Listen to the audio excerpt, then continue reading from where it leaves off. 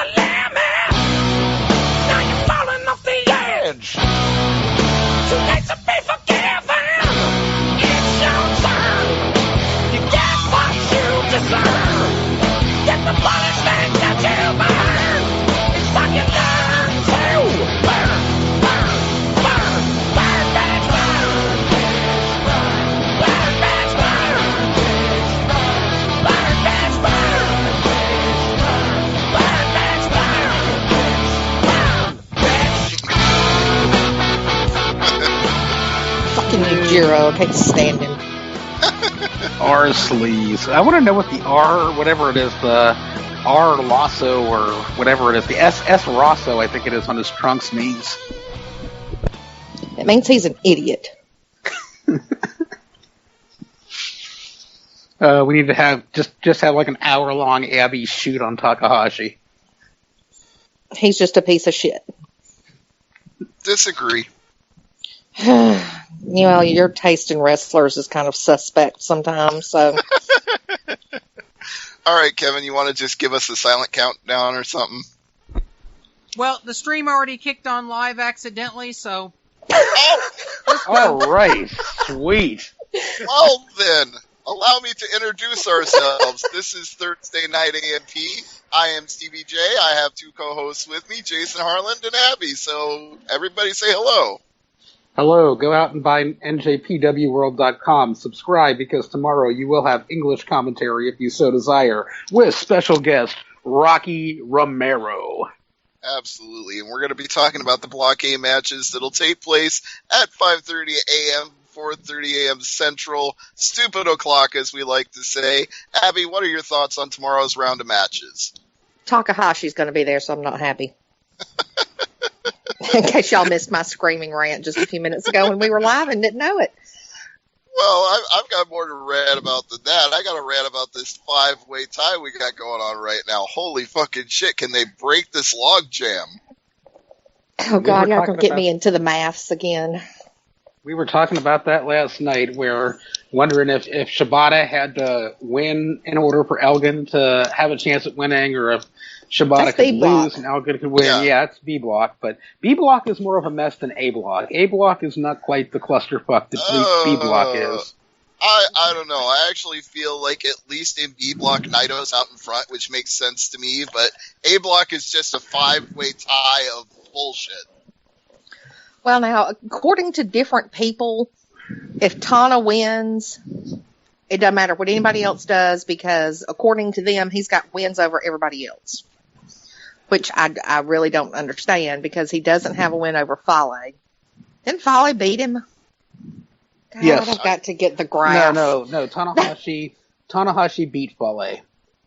Okay. Fale lost to Tanahashi in 15 minutes and 5 seconds. As I told Abby off the air, what astounds me is that at this point in G1 Climax, Fale is actually tied for the lead. I never saw that coming.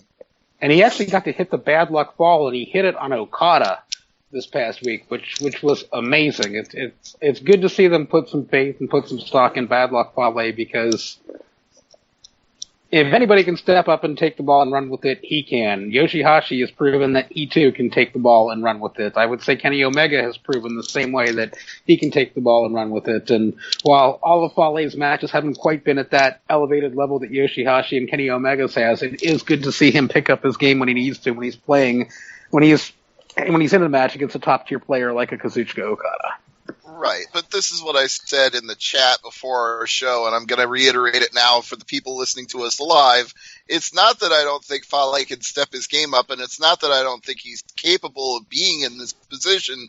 It's just, it's such a cluster right now in Block A that it's like, well, great, he has 10 points, but so does everybody else. So have they really established anything when we got this freaking 5-way tie? Tonight will tell the tale of, or tomorrow morning will tell the tale of that. We'll Yes. see who Gato trusts and who he doesn't. We'll see what happens starting at stupid o'clock. Well, I'm going to go ahead right now and pick my match, and then I'll let you guys pick who you think's going to win your match, and we'll just go around circle in it. But I'm going to start with Fale since we're already talking about him. And even though I really don't know if I want him to have 12 points, I think he's going over Tama Tonga. He's going to beat his cousin. Yep. Which has been interesting. With Tama Tonga, I've really liked how he's kind of getting away from that formulaic, I've got one finisher and I'm going to use it. It's nice to see Tama Tonga bust out that homage to Carl Anderson with the gun stun that he's been using to win some matches with lately. I don't think he's going to go over Fale, though, but what I'd really like to see is Tama Tonga learn the Styles class and bust that out at some point. That would be amazing. But yeah, I see Fale going over Tama Tonga. Yeah, he's only got 6 points anyway, so he's pretty much mathematically out of the race at this point. No reason for him to pick up a win here, especially over Fale. I see Fale losing. Really? You think they're going to make this even more of a cluster? Go for it. Go ahead. No, Fale losing will not make it more of a cluster. That's the automatic way to take Fale out of it. Yeah, she's saying it kind of simplifies things. She's saying by Fale losing, it takes Fale out of the equation. Fale losing means Fale's done. Yeah, I guess so. And it doesn't help Tama Tonga because he'd only go to 8 points and the rest of the people would have 10 points or above. So, yeah. It doesn't hurt either man. It doesn't help either man. So it's kind of, and I'm looking at the matches and all these scenarios that I came up with last night for how each one has to win.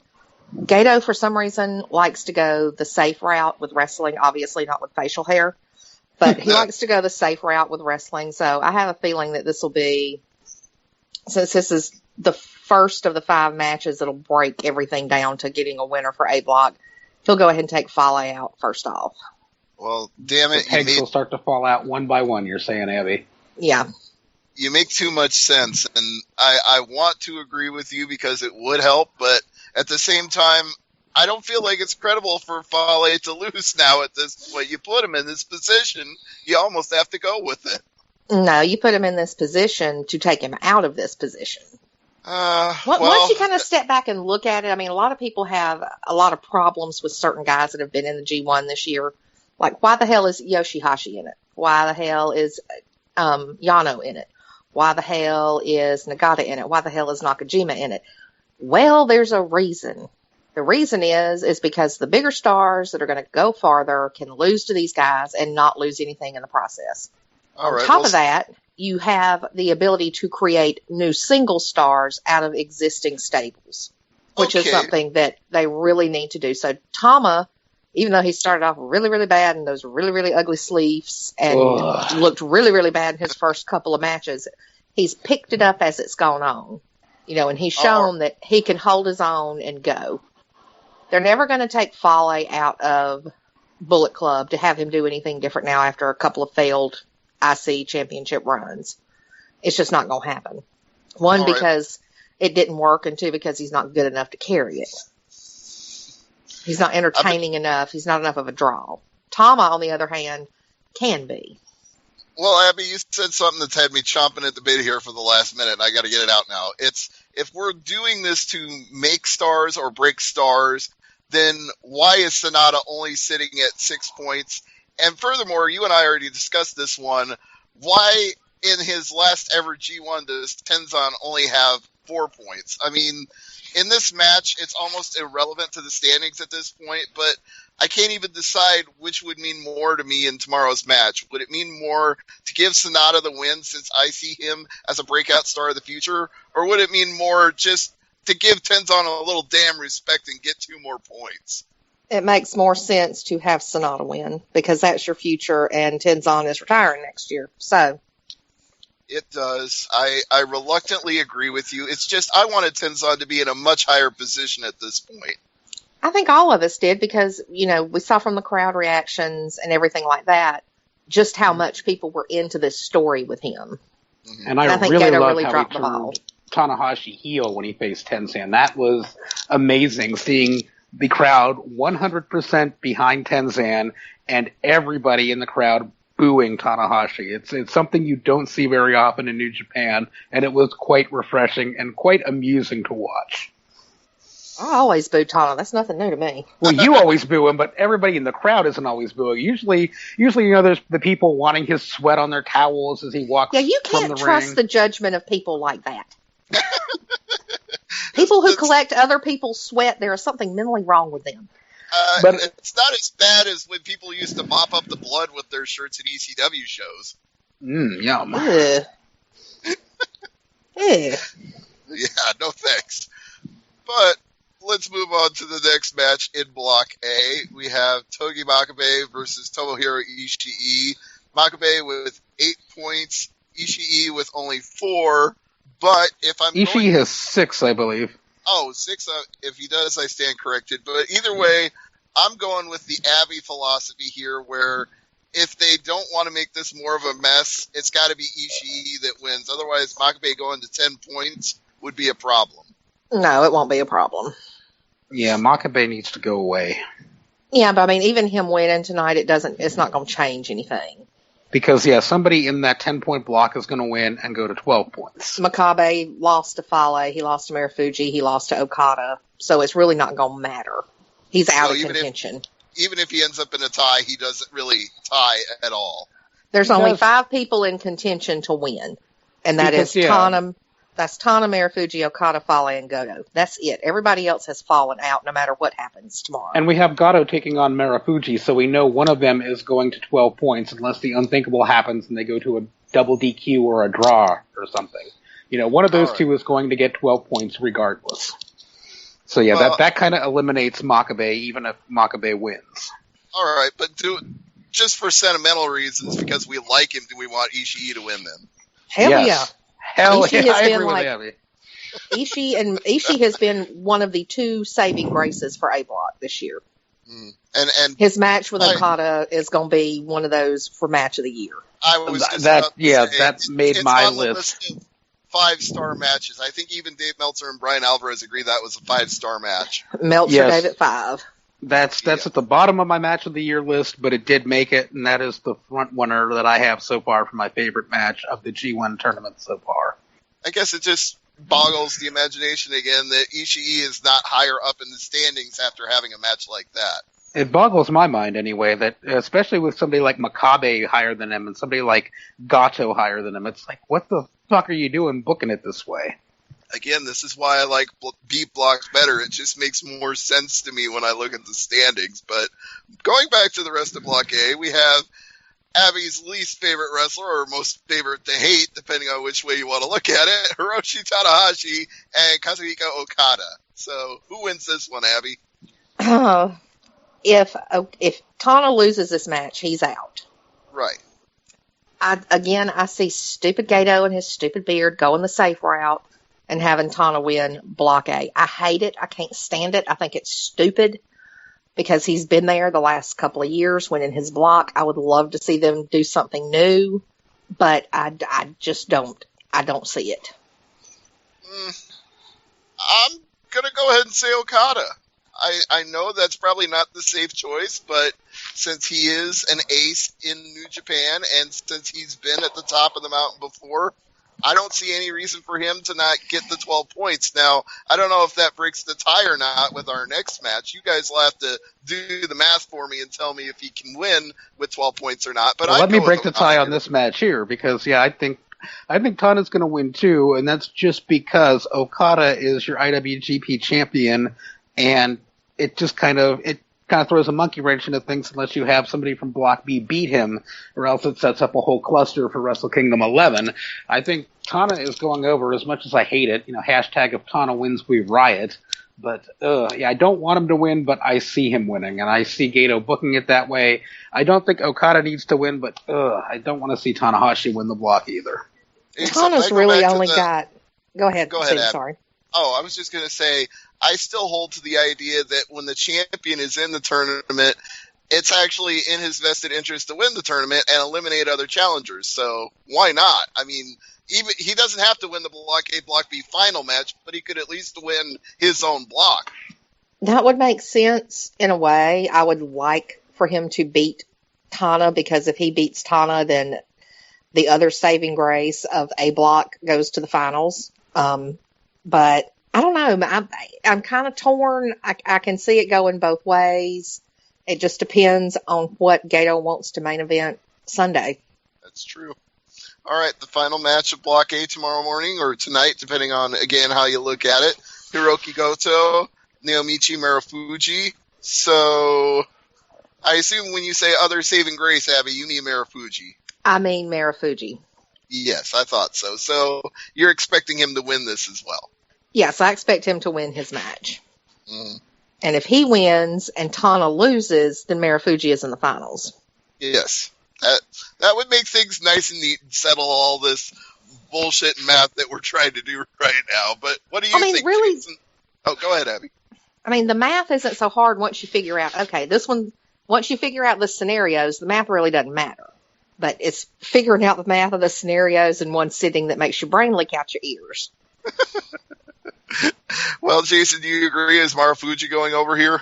I'm going with Maru the Butcher. He is going to cave Gato's chest in. There is no reason to have Gato get to 12 points in the A block. He's kind of lost in the shuffle. He's kind of always going to be lost in the shuffle. Even having him win the A block in the tournament wouldn't do anything for him. It's just they really need to rethink and repackage Hiroki Goto.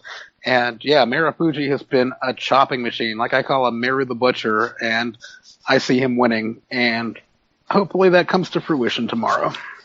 Well, the thing is also, Marufuji's scenario for winning has Okada beating Tana and Tama beating Fale. His is very simple. If Goto's scenario, though, well, no, because when you look at Goto's scenario, he has to beat Marufuji. Okada and Tana has to be a draw. Ooh. And doesn't matter if Fale wins or loses. Yeah, I don't see any draws happening at all in A block or B block. Yeah, so his scenario, when you look at that and just the amazing performances that Marufuji has given in A block, it's kind of easy to see that Marufuji will more than likely go over, because it simplifies things. It simplifies the main event, because I don't see that coming out as a draw. All right, by the way, guys, if you hear things getting loud on my end, there are thunderstorms rolling in, but hopefully the power doesn't cut out and I stay on the air. Oh, we hope so, too. So let's talk about the Block B finals. That's not tomorrow morning, but that is coming up. I'll let you guys take the lead on that. All Naito has to do is beat Omega. Yeah, if Naito wins, he's in. If he doesn't, there are some interesting scenarios where there could be both a 3-way tie and a 4-way tie for the Block B lead.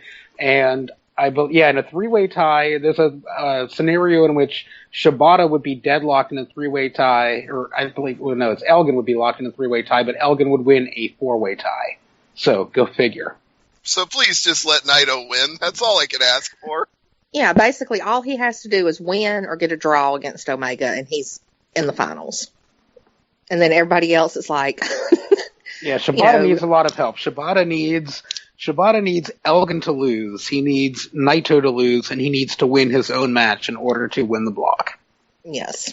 And see, I'm just going to throw this out as my opinion. I don't think Elgin or Shibata need to win the block. I think Naito needs it more because he needs to get back to glory. He needs to get back to the championship, and this is his road to winning the B block and maybe even the finals between A and B. So normally I disagree with you there, Stevie, but the one saving grace that both Elgin and Shibata have is they each have a belt. Elgin has the IWGP Intercontinental Championship, and Shibata has the Never Openweight Championship. And going forward, they have programs to do with those. So in essence, exactly. As much as I'd like to see them win the block because it would strengthen their position in New Japan and strengthen their credibility, the fact that they have belts means they have something to do going forward, regardless of if they win or lose their block or the G1. I don't mind you cutting in because that's pretty much where I was going with that. Like, Naito needs this more because these two are set and he's not. So set up Naito. He needs it. Yeah, and plus you look at this, rarely, if ever, and I can't remember in recent history, a current singles champion winning G1. So, I mean, Shibata's the never champion. I kind of knew going in he wasn't going to win. Same with Elgin. I expected them to get far, but it's like they're already singles champions. They're not going to win. Because then not only do you have to set up a new feud going forward between two champions, you're also taking a lot of wrestlers out of any kind of title picture and getting rid of a title picture going forward. I'd like to see Omega win. I was asking if Omega still has a shot. If Omega wins over Naito and Elgin and Shibata both lose, can Omega still win the block mathematically? Yes. Okay. Omega's scenario to making it to the finals is he beats Naito, Evil beats Shibata, and Nakajima beats Elgin. So there is a slim possibility that Omega could take it. I wouldn't mind seeing that either, as both Omega and Naito have formerly held belts and they don't have one right now. I wouldn't mind seeing either of them advance from Block B. Heck, I wouldn't mind seeing Shibata or Elgin advance from Block B too. I like all the guys that are rounding out the top spots in Block B. That's true. Block B just makes more sense. Block B has been incredible the entire tournament. Mm-hmm. There have been very few bad matches in Block B. Yeah, thanks to guys like Yoshihashi who have really stepped up their game, and Kenny Omega who's performed at a very high level too. I didn't expect Yoshihashi's matches to be as good as they have been, but damned if he hasn't surprised me every time he's been out there and put on a spectacular match.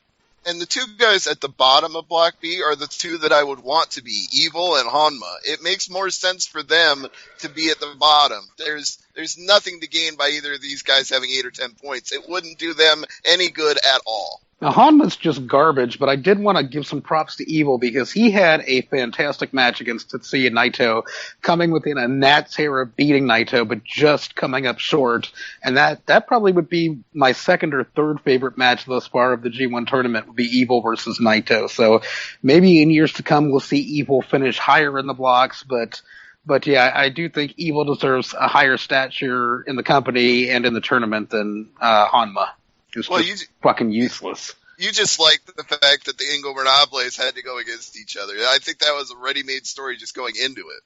Yeah, I was definitely looking forward to that story going in, but the match itself exceeded my expectations. It was really good. I didn't expect Evil to bring it as well as he did. I didn't expect it to be as closely contested as it was. You know, there were points I thought Evil was going to win the match, and Evil proved he can hold his own with fellow Ingobernables stablemate Tetsuya Naito, and that impressed me. That amazed me.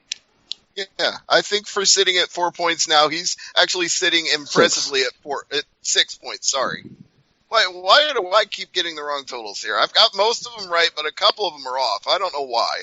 It's the maths. The maths are against us all. Yeah, you were the one talking about the maths, Abby, but it's hurt me more than it's hurt you.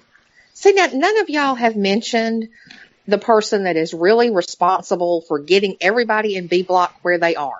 And I'm waiting for Kevin to just go off on a tangent. But there is one person in B block that is there for a reason that everybody seems to overlook and just get pissed at. Yano.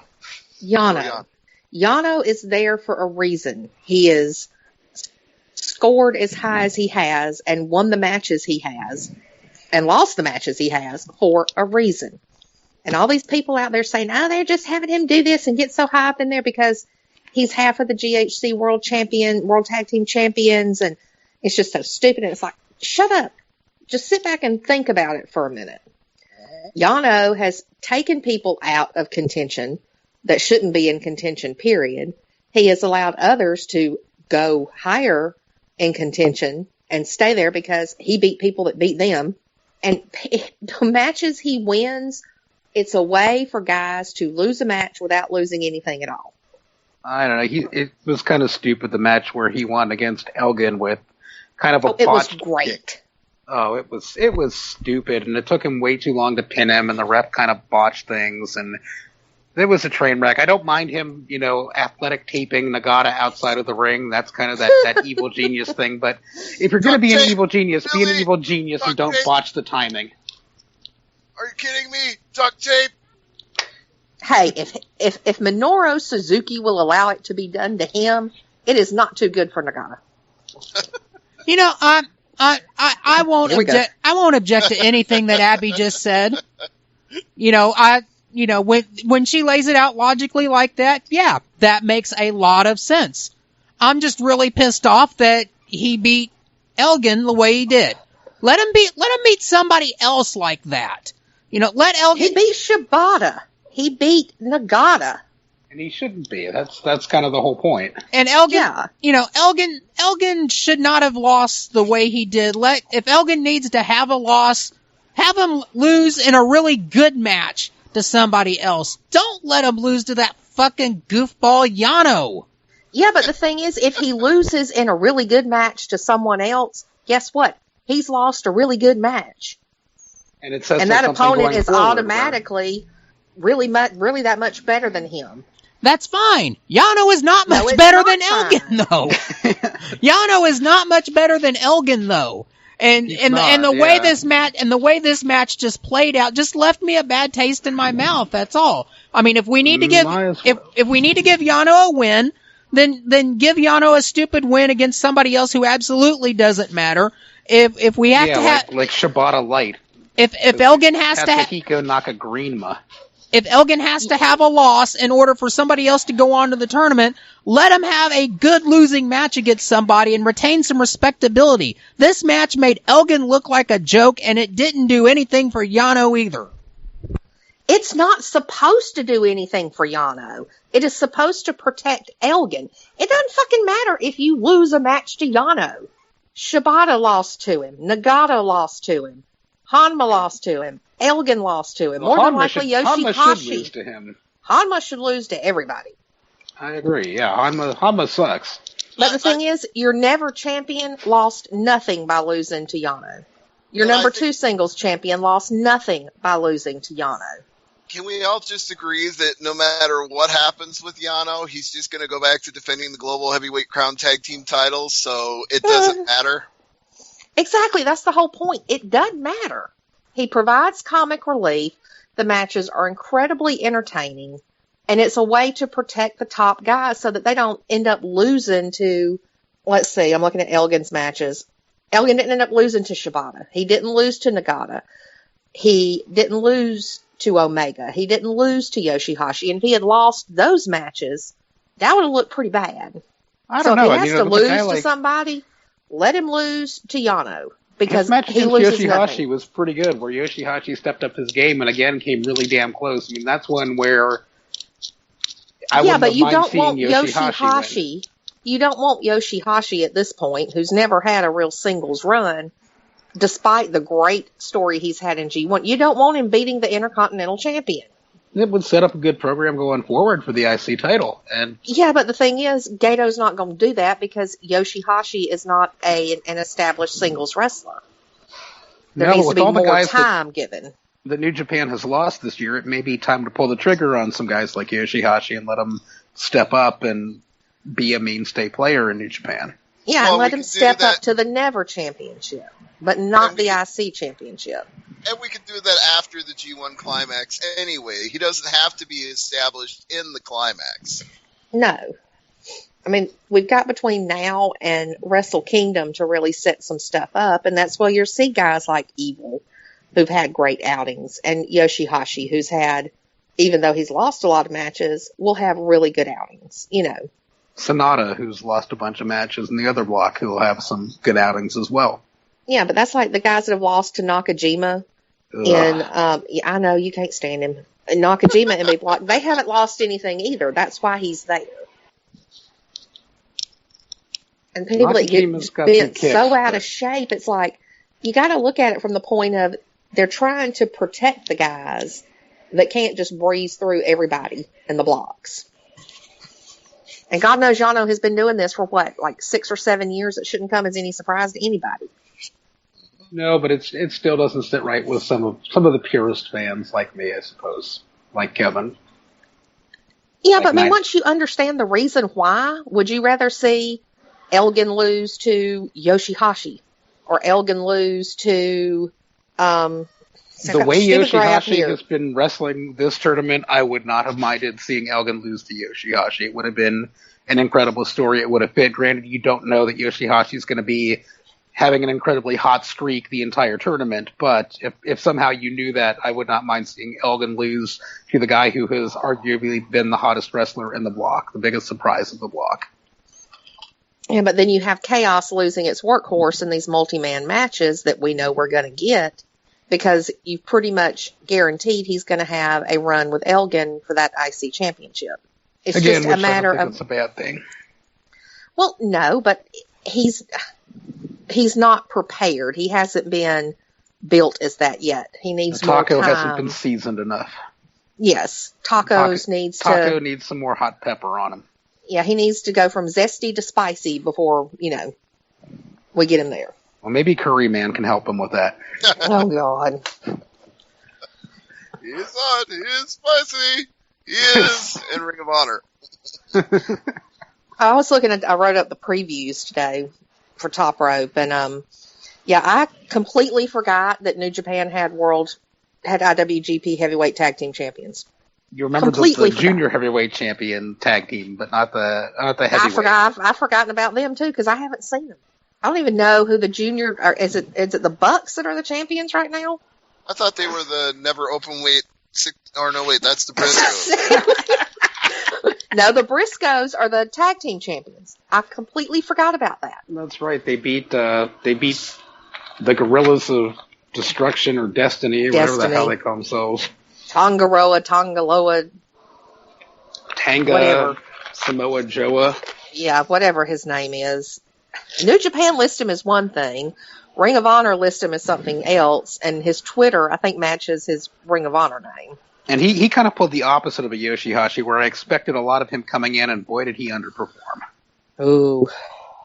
Actually, I think the Briscoes and Yano had one of the shortest never 6-weight reigns. Didn't they have like a 6-day reign with the titles? I think so. It was either a week or 2 weeks. Maybe New Japan will remember they have these titles once the G1 is over and done with. Well, no, they're defending them Sunday night. Are they? Yes, against Hangman Page and that sleazy, slimy Yujiro. I swear to God, if I hear that little shit's music again, I am gonna scream. It's sad when you sit back and look at the whole big picture of G1 that the person that has had the most wins in the entire damn tournament is the sleaze. I don't think the son of a bitch has lost a match. And you expect me to be upset about that? No, but the weird thing is, he's pretty much, I think with the exception of 2 multi-man matches, he has pinned and beaten everybody. And again, you expect me to be sad about that. Maybe that's his consolation for not getting put into the A block or B block for the tournament. Well, he didn't need to be there anyway. Yeah, neither does Nakajima or Honma. He brought but Mao. They are. Yeah, Mao. We miss Mao. She needs to come back, but he hasn't been bringing Mao or any other valets to the ring for that matter. Yes, bring the lovely ladies, Mr. Sleaze, please.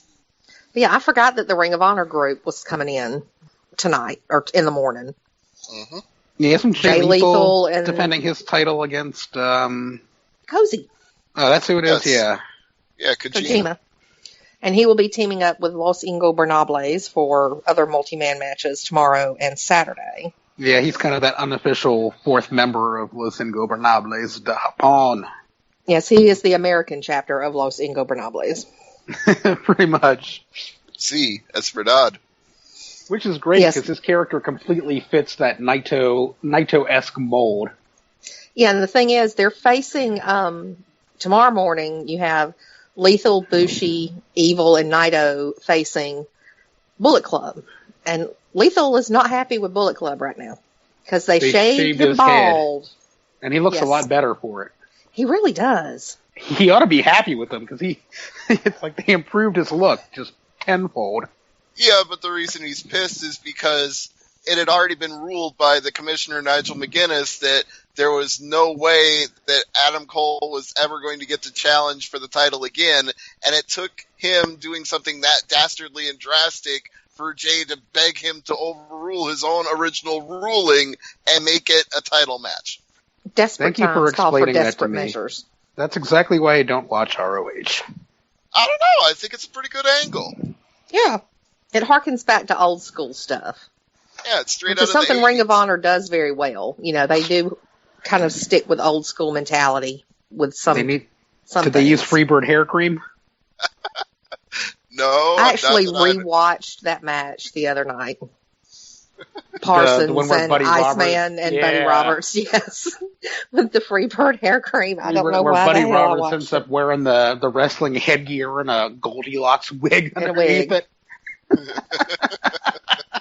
If you don't know what we're talking about, Pete listeners, it's an angle from World Class Championship Wrestling in the 80s. Go and seek this out because it's hilarious. Iceman King Parsons uses Freebird hair cream, which is kind of legendary in 80s wrestling lore.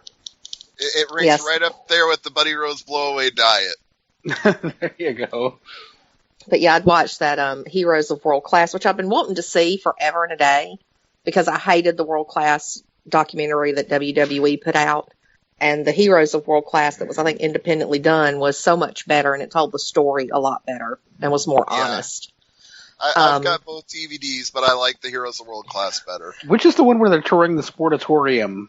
That's Like the before- Heroes of World Class. Yeah, that's the one I watched, and I like that one. Yeah, but they did that angle. They kind of went in depth about that angle. It's like, God, I've got to watch that match again. So I think it was like 3:00 in the morning on, when do we not have a show?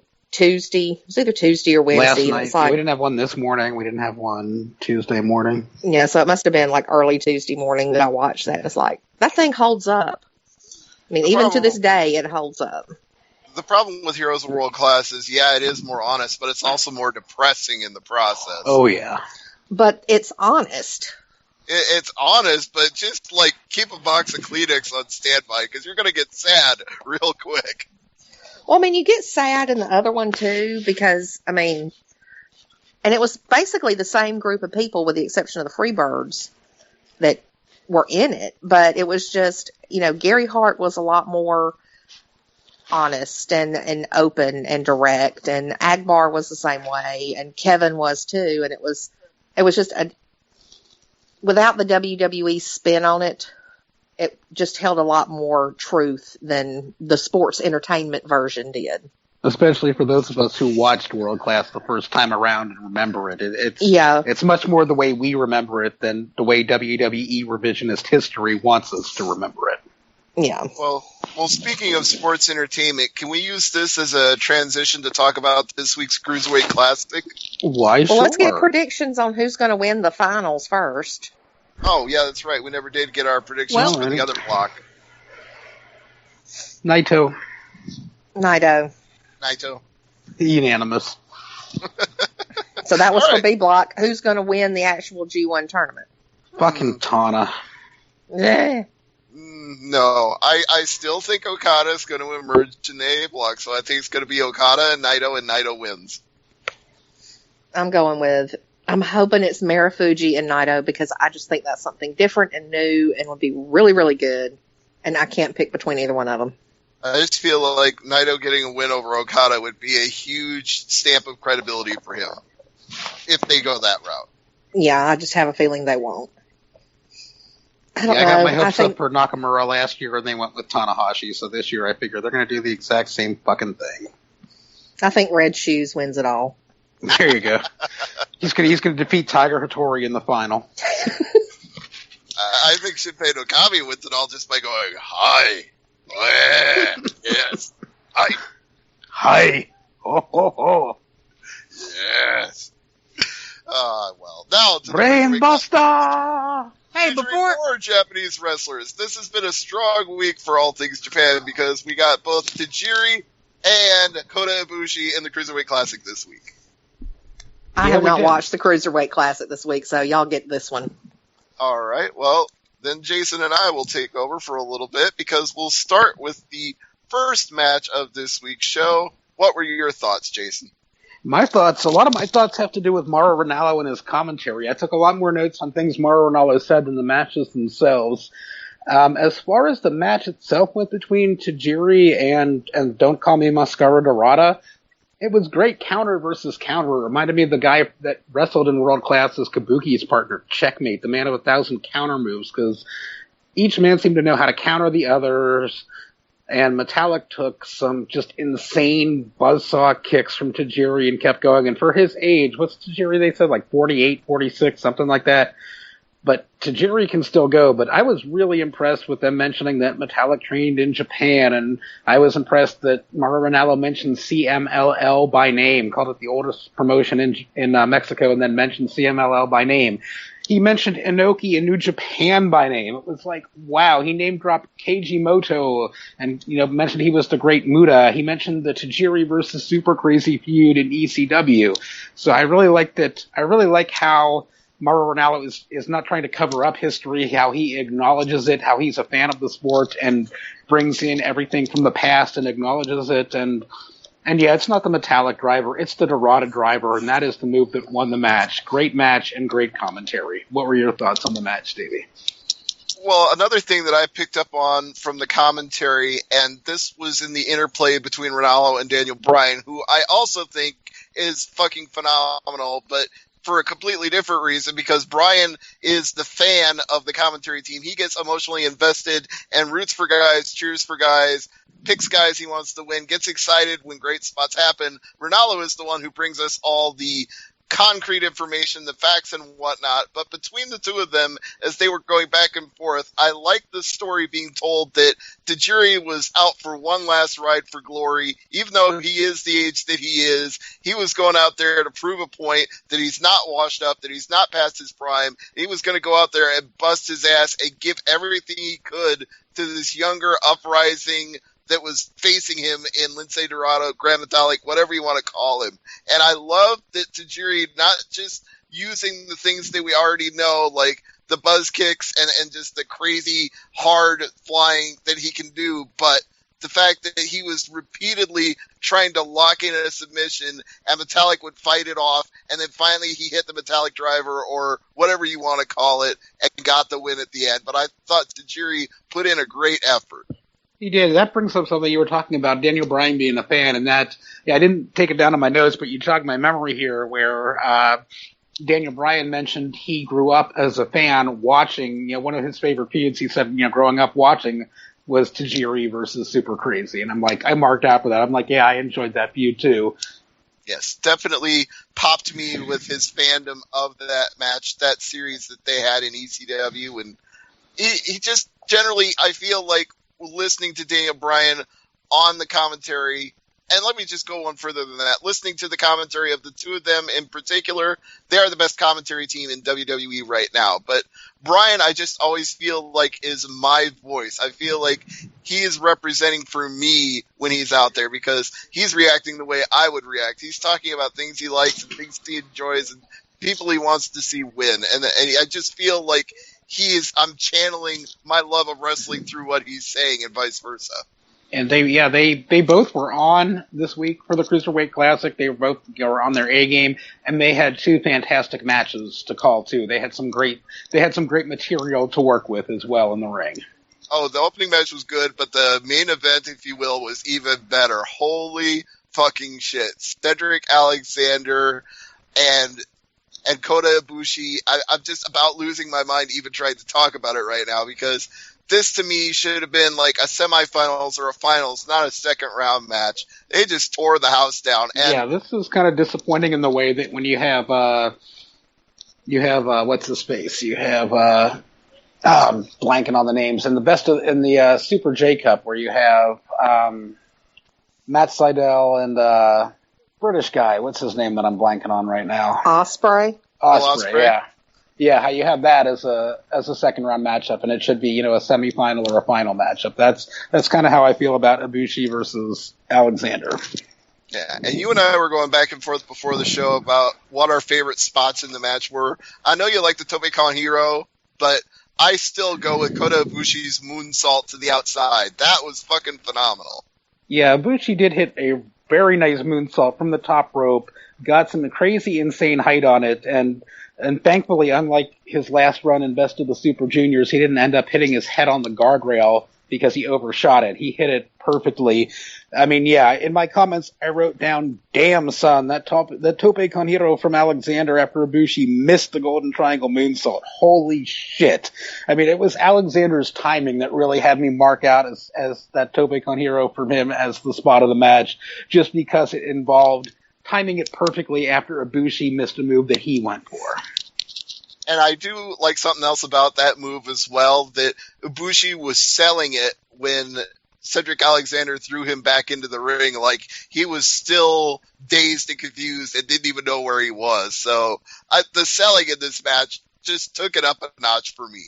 Yeah, it was one hell of a match. Both men brought their A game, and it went down the way you would think it would go down. It's kind of Kota Ibushi is the one that everybody has handpicked to win. He won in this one, but it was really nice seeing Triple H come out after the match and kind of congratulate Cedric and, walk with him to the back and just kind of acknowledge the performance that Cedric gave in the match. Well, I want to rewind a little bit back to before the big finish and the win for Kota Ibushi. I like the fact that for the first 2 or 3 minutes of the match, they just couldn't hit each other with anything. And not because they were doing anything wrong, but because as Ronaldo and Brian were putting over on commentary, these two had scouted each other and knew what each one was going to throw. And in particular, Ibushi was trying to land his kicks, and Cedric was always just a split second ahead of him. And it didn't look choreographed. It looked like a UFC fight where it's like, a guy's going to throw an overhand right, so you duck before it lands. And that's how it felt with Cedric Alexander getting out of the way of these kicks. Yeah, he knew the kicks were coming, so he was getting out of the way of them. Yeah, it didn't look like the really fake ones where they throw the kicks really slowly or they go for a clothesline and it kind of looks like in slow motion where they duck. I mean, they were both going full pace, and they just had it worked and timed very well. And then it made it even that much better when Kota Ibushi finally landed that first stunning kick into Cedric Alexander's chest. Yeah, and it just made such a loud noise, and the crowd popped huge for it because they had seen him land a kick. And then Ronaldo pops huge for it. I mean, Ronaldo was at his heart attack level finest, where you just think the man is going to scream himself into a fit and have a seizure right there on the spot. He was losing his mind. But yeah, I mean, that's another great thing, like you were saying about them kind of teasing those kicks and having them get out of the way of the kicks. It's like the fans are so hyped up because they've come so close. When that first kick finally hits and you hear that thud, it's just that much more satisfying. It's just like, yeah, we've been warmed up. We've had the appetizer of him coming close with these kicks. Now we get the main course of this sickening thud right to Cedric Alexander's chest. And it's like, yeah! Yes, it was beautiful. It's just, I can watch this match 3 or 4 times and not get tired of it. I don't even know what else to say other than it just was awesome to see that level of respect for both men. Like, at one point they were chanting, "Fight forever," and I was hard-pressed to disagree with them. And then, at the very end, after the Golden Star and Ibushi picks up the win, the fans were still chanting, "Sign Cedric, sign Cedric," or however they were chanting it. They were saying, "Please sign him," or whatever. It was so appropriate because he turned in such an amazing performance in this match that even though I wanted Ibushi to win, I didn't want either of them to lose. You bring up a good point, too, and it's like, yeah, for once I didn't want to kill the Full Sail crowd. For once they kind of seemed appropriate with their chants and appropriate with their reactions, and they didn't seem like stupid-ass smarks or just stupid-ass marks just chanting stupid shit or not getting it and just proving they don't get it by what they're chanting, but they didn't annoy me this time out. This Full Sail crowd was okay in my book. I think if I remember it now, the correct chant was, "Please sign Cedric. Please sign Cedric." And I totally agree. If he doesn't get a deal out of this, if he doesn't end up on Raw, I'm going to be so fucking mad. I'd rather see him end up on SmackDown. SmackDown could use him. Oh, I know, but the Cruiserweight division is going to be on. We've already discussed that. So, I mean, there's nothing we can do about the way they're choosing to do this, but I just want him to be on my main WWE television, entertaining me each week, him and Ibushi both.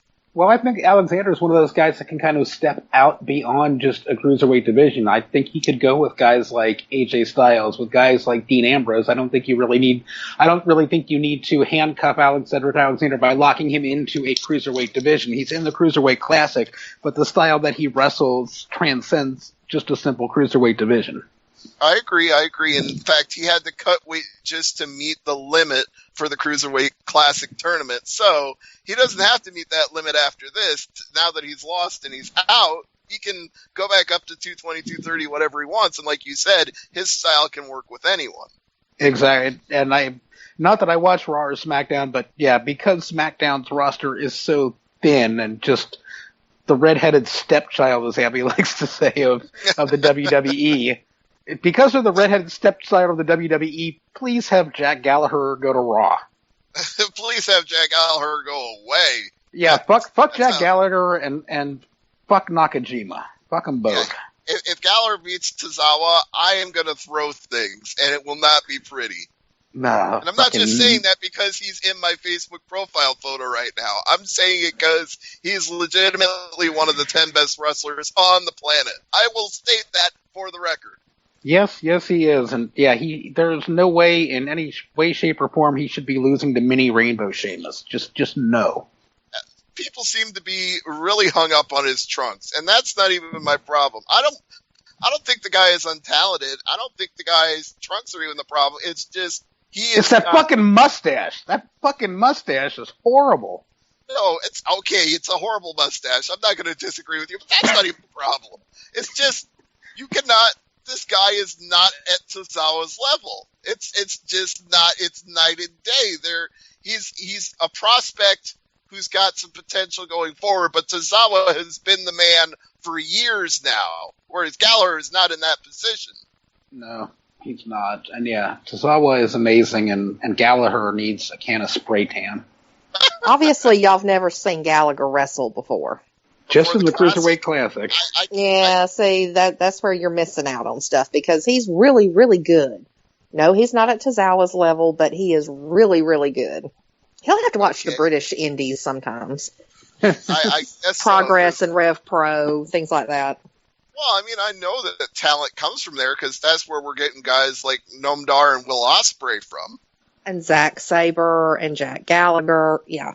Okay, well, speaking of which, what is the deal with everybody complaining about Zack Sabre Jr.'s physique lately? Because that's all I seem to hear about now. That's sports entertainment fans. Those are people I want to strangle. Well, those fans were probably pleased then with Cedric and Kota Ibushi because they both look jacked to the gills. People just need to shut up about that shit. I mean, it's the days that you have to look like Hulk Hogan to be entertaining are over. In fact, if another Hulk Hogan or a Scott Steiner came along, he would be treated the exact way Ryback was.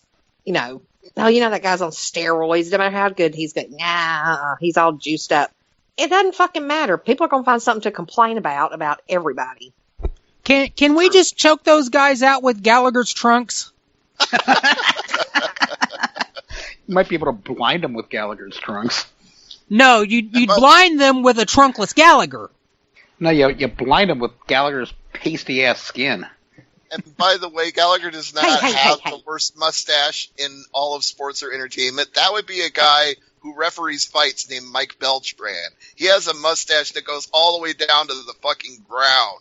Damn. Ew. Yeah, and this guy, every time he refs a fight, I'm like, God damn it, he's going to trip over his mustache and fall on somebody and Let me Google this guy. What's his name? Mike Beltran. Every time he's on a show, I refer to him in my recap as the Mustachioed Wonder. Oh my god, yeah, he looks like Big Bully Busick with that mustache. I bet you if you just like took some hairspray and did it like a handlebar mustache, it'd be long enough to clothesline all those guys every time he turned around. I honestly think he could tie it around his ears and wear it like a headband. Jeez, he like Willie Nelson braids his mustache. That's just wrong. I know. This is what I'm saying. Like, man, got nothing on this guy at all. They're both hideous. He's clearly not employable in any other field. I guess not. He's not aesthetically pleasing. He's an OSHA violation just waiting to happen. All right, so we've gone over the Cruiserweight Classic. We've gone over New Japan's G1 Climax. What else is there to talk about? Jason, what have we left out? We've not gone to Jordan Garber's corner yet. Oh, okay, Kevin. I guess you chimed in and became Jason there for a second. But yeah, we can go to Jordan's corner. Well, I figured it was about time to get that in there. I tried to get in word in edgewise like 15 minutes ago, but... All right, well, let's find out what Jordan's up to this week. Let's get him on the horn, and then we can wrap up the show. Hello? Hello, Jordan. What's up, my man? Hey, how's everyone doing tonight? We're doing fabulous. We just talked about the G1 Climax and the Cruiserweight Classic, but what's on your mind for Jordan's Corner this week? Kind of put Jordan Garber on the spot. There's not too much going on as of late, just a lot of recovering, lots of things to focus on, trying to get myself an apartment, doing all that stuff. All those things that you do in the world of life. But besides that, nothing much for me going on in the wrestling world. But you guys can stay tuned on all of my social media, of course, at Jordan J. Garber. And there's an outline coming up for a future podcast that I'm going to be doing. It's not wrestling related though, but I don't want to really announce anything because it's nothing set in stone yet. But yes, definitely. I think the only thing I have coming up is on August the 27th.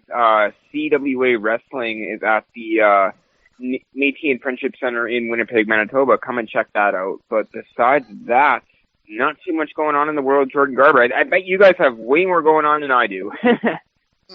I don't know. I've got a pretty quiet week going on this week. Actually, next week's going to be crazy because that's when I'm interviewing 4 different Bellator fighters for their upcoming show at the Honda Center in Anaheim, California. So that'll be keeping me busy next week. And of course, next weekend we got UFC 202 and SummerSlam and NXT back to Brooklyn. So next week is going to be the really busy week.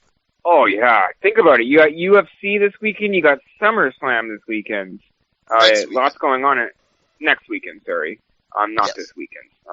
My mistake. But definitely lots going on in the world of wrestling and mixed martial arts. And I know I like how you bring up mixed martial arts. It's something I really took the time to appreciate lately. I think I was up, not long at all. I was in my room for 20 minutes, and I watched 2 Bellator fights.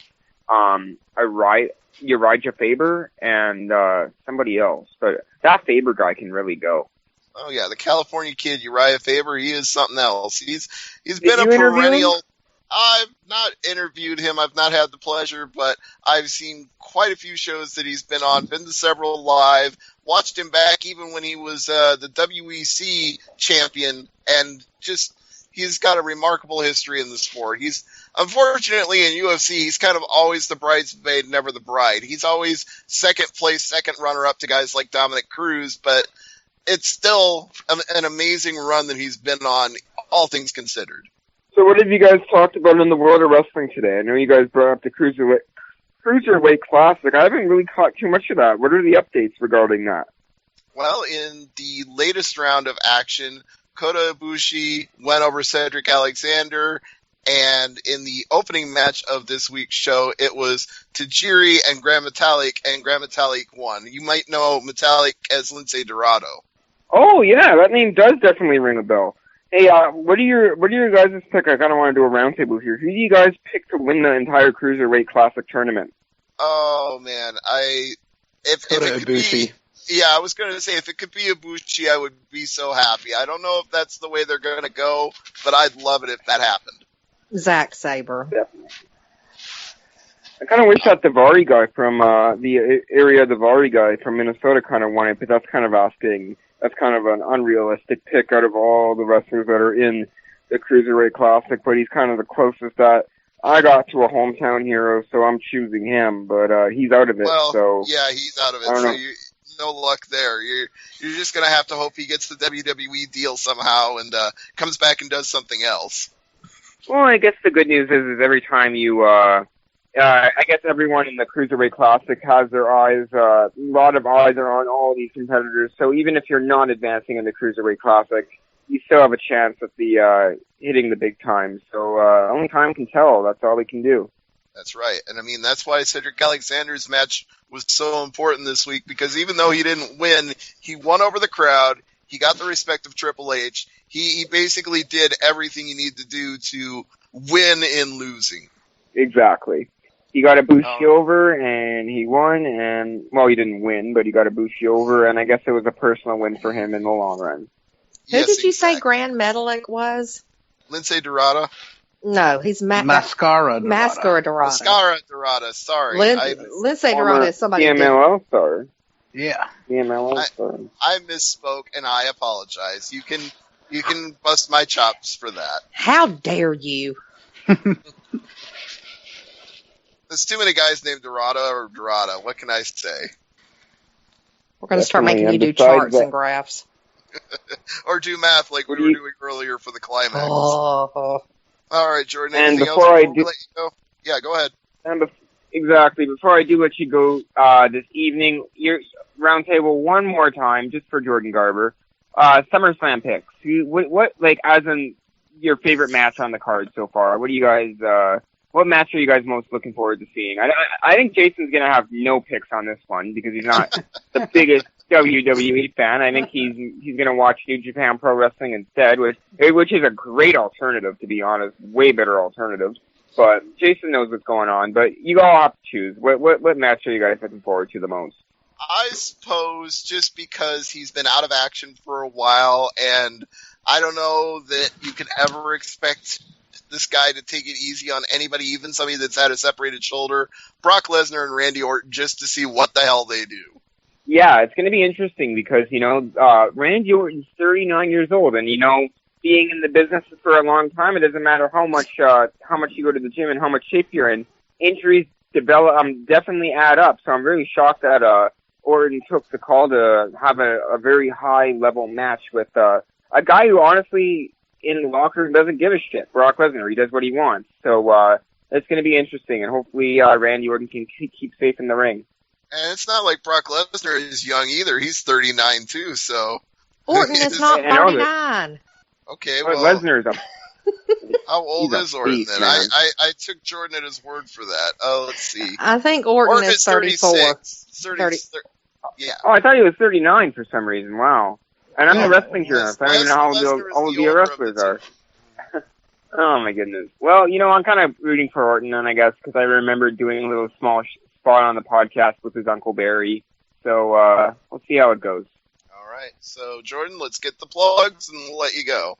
Yes, indeed. Facebook page. It hasn't been really active lately, but I'm going to try to do as much as I can updating that. Check out Jordan J. Garber on Facebook, just facebook.com/Jordan J. Garber. Instagram, @Jordan J. Garber. Snapchat, if you wish, Jordan Zone 17. And my main form of social media, my Twitter, @Jordan J. Garber. And thank you guys once again for having me on. Every time it's a pleasure. All right, Jordan. We'll catch you again next week. Take care till then. Sounds great. Talk to you guys next week. All right.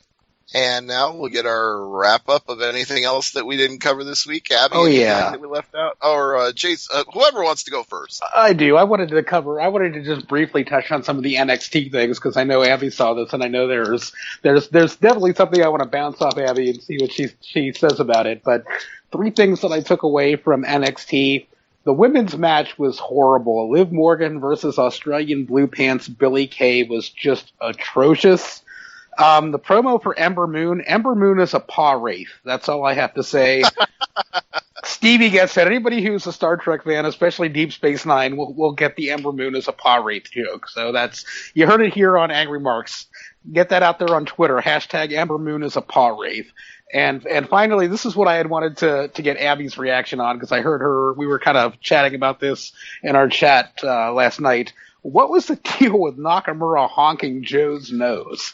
I don't know, but the fact that a chant directed at Nakamura was "got your nose," I don't know what they're doing as far as Shinsuke's personality goes, but this whole having him look like somebody out of high school and doing the stupid shit with the "get your nose," and they need to stop that.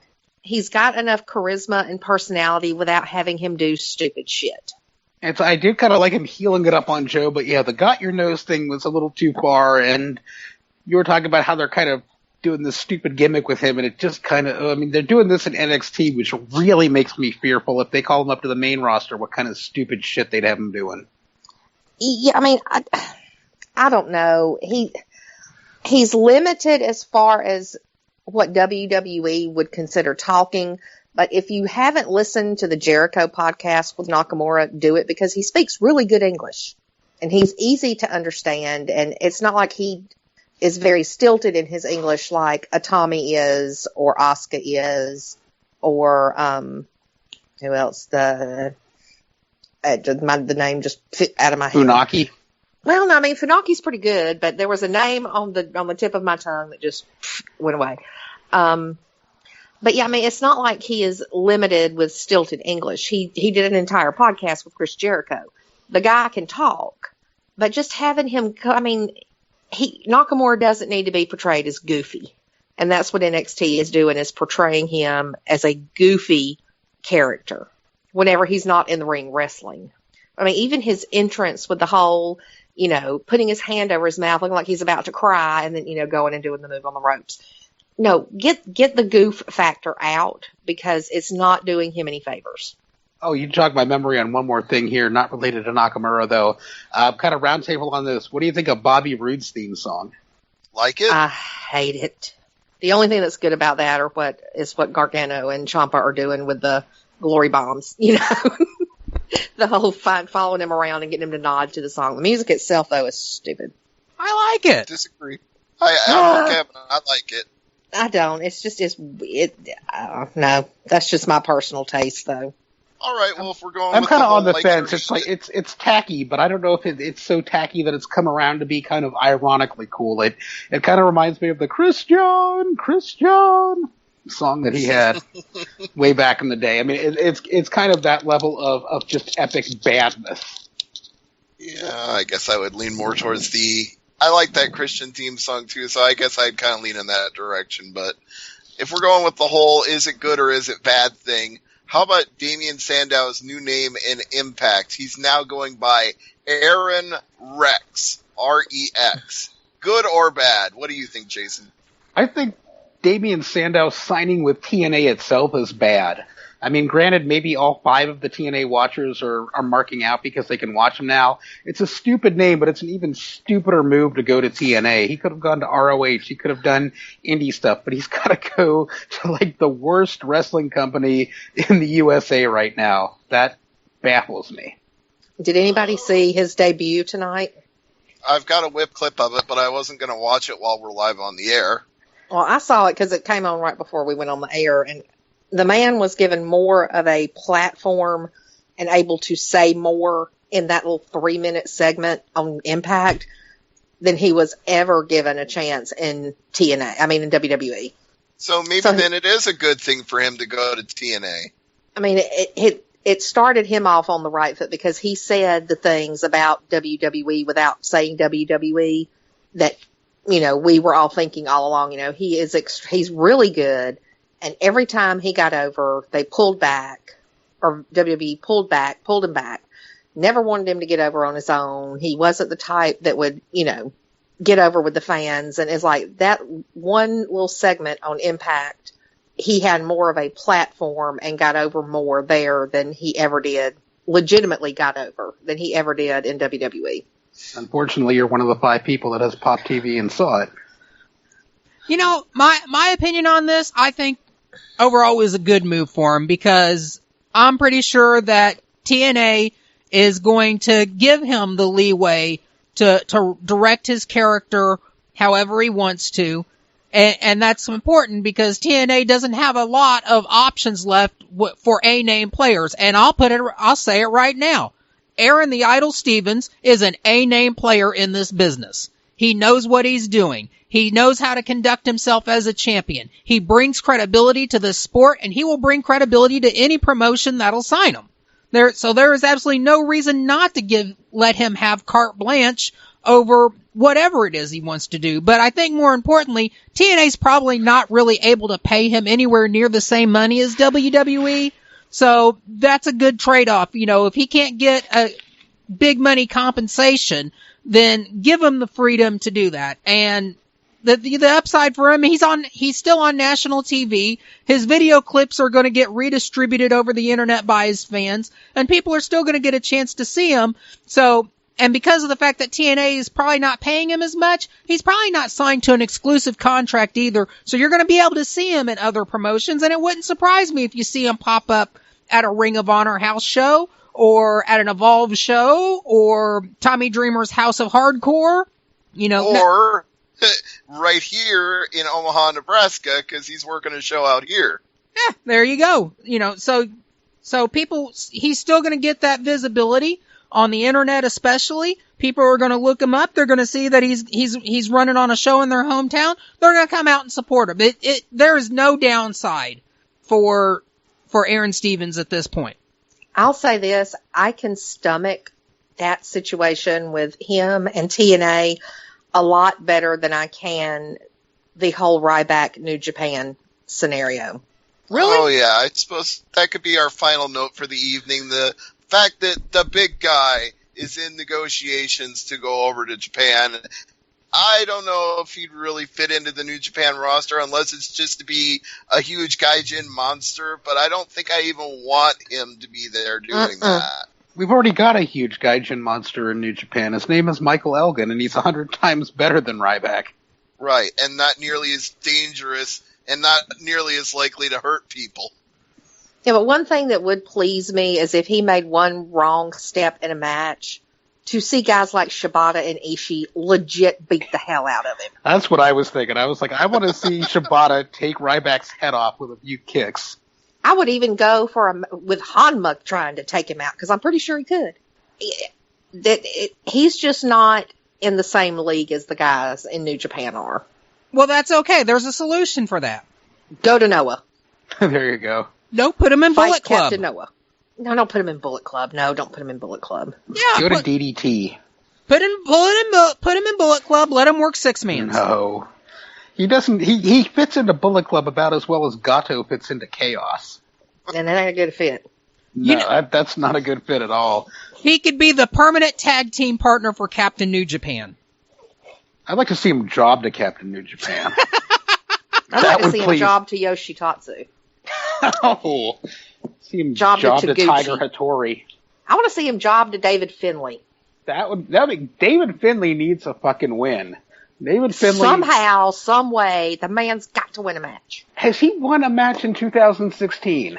I think he won one match against Jay White. No, that was last year. I don't think he's got a win this year. Which is sad. Well, if you look at it, I mean, where are the rest of the young boys in New Japan?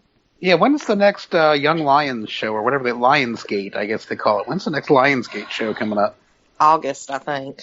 That's this month. Where have all the young boys gone? I mean, you look at when Sho and what was Yohi and David and Jay, they were always opening the shows. And when Sho and Yohi left, they brought in Carl and the other guy. And I call him Carl because that's what David Finlay calls him, and I don't know, I can't pronounce his name. Kawato, is that the last name? I don't know. It's Carl and the other one. And they're not even on the shows. And it's like, you introduced them, you brought them in, you've got the big young, you see them around ringside, but they're not doing anything. David's like the only young boy left, and he's just getting his ass handed to him when he really shouldn't. He really shouldn't be at that young boy status anymore, too.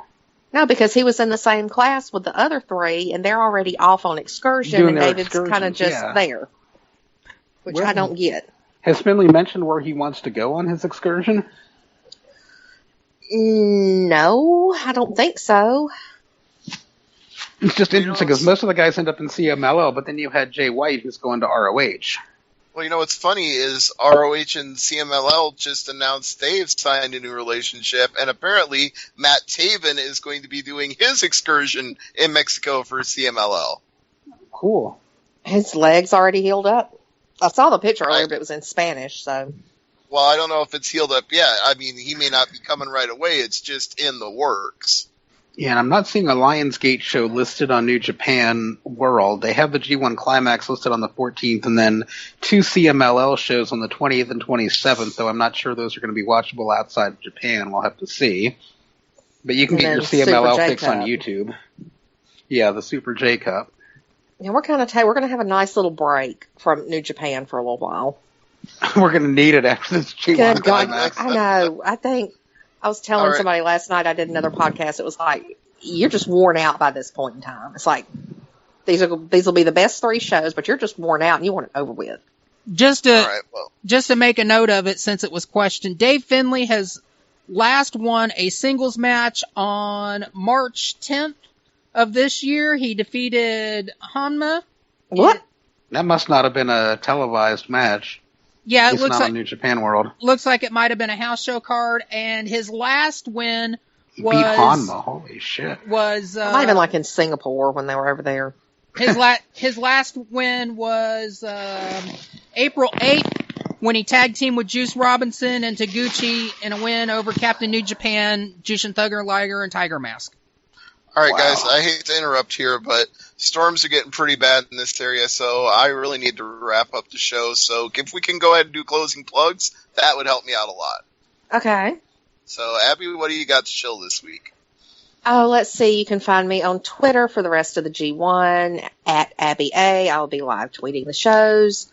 New Japan World, buy it, get it, love it, live it. 999 yen, which is like, what, $9.47? I think it's gone up. I think it's like $9.82 right now. It's still cheaper and better than the WWE Network. Absolutely. And if I don't lose power, I'll probably be watching it tonight. So hopefully the internet and the electricity both stay on here. But Jason, what do you got to plug? Well, definitely go to YouTube and find the video of somebody reading the Kane Dewey promo in the Arnold Schwarzenegger voice. I definitely got to plug that because that was funny as hell. I'll plug my cooking blog, veggiebending.wordpress.com. I put up a recipe for vegan cheesesteaks just today, in fact. So there is a new recipe up on my cooking blog. Check that out. Of course, NJPW World. It is the best 999 yen you can spend a month. You can find me on Twitter at Great Sudoku. And if you happen to know where a video of Fritz von Erich is shooting on Lance Von Erich, please get at me at Great Sudoku on Twitter, because I really want to find this video where Fritz Von Erich just uses the shoot name of Lance Von Erich, calls him out for not being a Von Erich, and just like completely blackballs him. So definitely get at me at Great Sudoku if you know where I can find that. Yes, get at all of us on Twitter. Get at Great Sudoku, get at Abby A, get at AngryMarks, get at Camnet, KAMNET, and of course get at Jordan J. Garber. But most of all, get at Thursday Night AMP each and every week. We'll be back next week to discuss the complete wrap-up of the G1 Climax and our thoughts on SummerSlam. So join us then. Good night, everybody.